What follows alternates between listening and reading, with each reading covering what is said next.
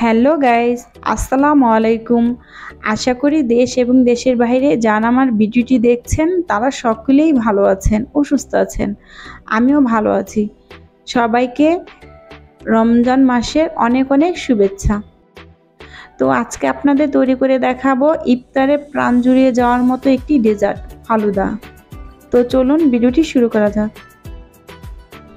তো আজকে আমি ফালুদা তৈরি করব রাঁধুনি রেডি মিক্স দিয়ে, আর এটার মধ্যে অনেক উপকরণই একসাথে দেওয়া আছে। তো বক্সটাকে আমি আনবক্সিং করে দেখব কি কি এর ভিতরে আছে।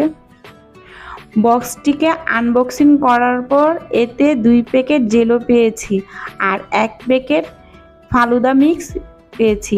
এতে সাবুদানা, কিশমিশ, নুডলস ও চিনি দেয়া আছে। তো এখানে 2 প্যাকেট 2 রকমের জেলো দেওয়া, একটি সবুজ আর একটি লাল। তো সর্বপ্রথম আমি এখানে জেলোটা তৈরি করে নেব। এখানে আমি প্যাকেট অনুযায়ী 250 গ্রাম মানে 1 কাপের মতো পানি নিয়ে নেব। পানিটাকে একটা বলক আসা পর্যন্ত অপেক্ষা করতে হবে। এখন এতে সবুজ জেলো পাউডারটা দিয়ে দিচ্ছি। এই পর্যায়ে চুলার আঁচটাকে মিডিয়াম আঁচে রেখে 5 মিনিটের মতো জেলোটাকে জাল করে নিতে হবে। আর জেলোটাকে 5 মিনিটই জাল করতে হবে, বেশি কম করা যাবে না। তো আমাদের 5 মিনিট জাল করা হয়ে গেছে। একইভাবে এক পরিমাণ পানিতেই আমি লাল জেলোটাকেও তৈরি করে নিচ্ছি।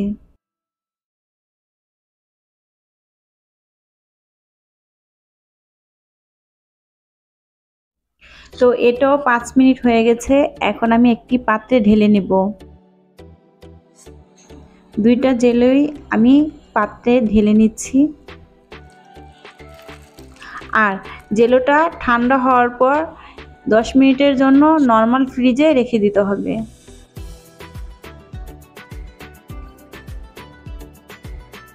তো জেলোটা সেট হয়ে গেছে। এখন আমি এটাকে কেটে নিচ্ছি। আপনারা চাইলে অন্যভাবেও কেটে নিতে পারেন। আর আপনারা যারা বিভিন্ন ধরনের কেক অথবা ডেজার্ট পছন্দ করেন, আমার ফেসবুক পেজে যোগাযোগ করে কেক অর্ডার করতে পারেন।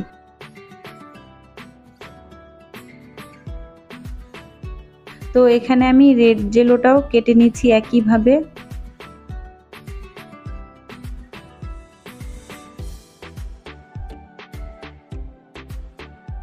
জেলোটা তৈরি হয়ে গেলে ফালুদার মেন মিশ্রণটা আমি তৈরি করে নিব।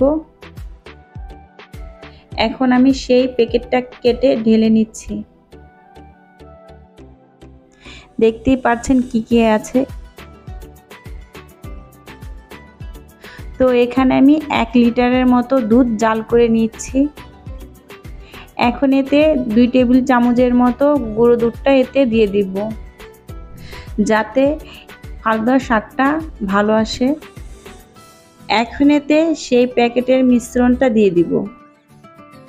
এখন এগুলোকে সিদ্ধ হওয়ার আগ পর্যন্ত হালকা করে নেড়ে নিতে হবে। এটাকে নেড়ে নিতে হবে এজন্য যাতে করে কোনো রকম দলা পাকিয়ে না যায়। এটা তৈরি হয়ে গেছে। এখন আমি একটি পাত্রে ঢেলে নিচ্ছি। এটা ঠান্ডা হলে এমনিতে অনেকটা ঘন হয়ে যাবে। ফালুদায় দেওয়ার জন্য এখানে আমি খিসাটা তৈরি করে নেব। এজন্য আমি 1/2 কাপের মতো চিনি দিয়ে দিব। এখন এটাকে ক্যারামেল তৈরি করে নিতে হবে। চুলার আঁচটাকে মাঝারি আঁচে রেখে, দেখতেই পাচ্ছেন চিনিটা বাদামি কালার হয়ে এসেছে। ক্যারামেলটা তৈরি করার অবস্থায় কোনো রকমই চুলার আঁচটাকে ফুল আঁচে রাখা যাবে না, এতে করে ক্যারামেলটা পুড়ে যাবে আর খাবারের স্বাদটাও নষ্ট হয়ে যাবে। এখন আমি দুধ দিয়ে দিলাম। এতে আমি 200 গ্রামের মতো লিকুইড দুধটা ব্যবহার করেছি, আর এখানে আমি 2 টেবিল চামচের মতো পাউডার দুধটা দিয়ে দিয়েছি। এখন এটাকে ভালোভাবে নেড়ে নিতে হবে, আর এটা আস্তে আস্তে ঘন হয়ে আসবে। আপনারা চাইলে এতে চালের গুঁড়াটাও ব্যবহার করতে পারেন। আর আমাদের খিসাটা তৈরি হয়ে গেছে। এখানে আমি প্লাস্টিকের ঝাড়ে ফালুদাটা তৈরি করব। পরিমাণ মতো ফালুদা মিশ্রণটা দিয়ে দিচ্ছি।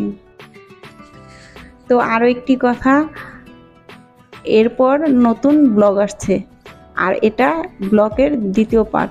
আশা করি সকলেই দেখবেন। ফালুদা তৈরি করার জন্য এখানে আমি আপেল কুচি করে নিয়েছি, এখন সেটাই দিয়ে দিচ্ছি। আপনারা চাইলে আপনাদের পছন্দ অনুযায়ী যে কোনো ফুড ব্যবহার করতে পারেন। এখন এতে কেটে রাখা আঙ্গুর ফল এতে দিয়ে দিচ্ছি। এখানে আমি ফালুদাতে আইসক্রিমটা দিব না, এজন্য খিসাটা দিচ্ছি। আপনারা চাইলে আইসক্রিমটা দিতে পারেন। এখন এতে গ্রিন জেলোটা দিয়ে দিচ্ছি। এখন এতে আনার দিয়ে দিচ্ছি। এখন এতে পরিমাণ মতো খিসাটাও দিয়ে দিচ্ছি।